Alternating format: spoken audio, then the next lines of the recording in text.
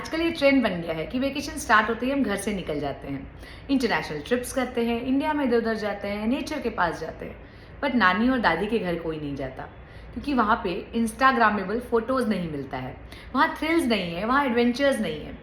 But एक बात याद रखिए कि ये जो डिज्नीलैंड में हम राइड्स कर रहे हैं या यूनिवर्सल स्टूडियो जाके आ रहे हैं, उसका मेमोरी सिर्फ 2-4 दिन रहने वाला है। बट नानी और दादी के घर में जो हम टाइम स्पेंड करते हैं वो लाइफ टाइम मेमोरीज देता है।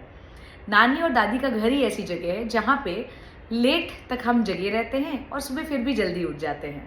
नानी और दादी का घर ही ऐसी जगह है जहाँ पे हम चाय नहीं पीते हैं बट फिर भी चाय का चस्का लग जाता है। नानी और दादी का घर ही ऐसा है जहाँ मामा और चाचा अपने कंधों पे बिठा के पूरे दिन गलियों में घुमाते हैं। नानी और दादी का घर ही ऐसा है जहाँ चाची और मामी हमारे लिए गरम गरम पूरियाँ तलती है। तो ये जो मेमोरीज है वो हमें लाइफ टाइम याद रहेगी। नानी और दादी ही इकलौता ऐसा घर है जहाँ कोई डिसिप्लिन नहीं है, कोई रूटीन नहीं है।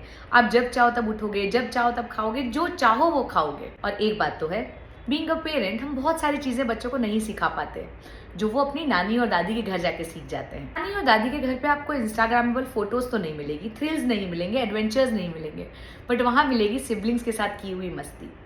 वहाँ मिलेगी नानी और दादी का अटूट प्यार, वहाँ मिलेगा चाची और मामी का प्यार। नानी और दादी का घर ही तो है जहाँ पे हमको कभी भूख नहीं लगती है, क्योंकि हमारा पेट तो मस्ती से ही भर जाता है। हम खेल खेल में अपने सिबलिंग्स के साथ बहुत सारी चीज़ें सीख जाते हैं। बड़े भाई को पता होता है कि छोटे भाई को डर लग रहा है, वो फिर भी उसे भूतों वाली कहानी सुनाते हैं।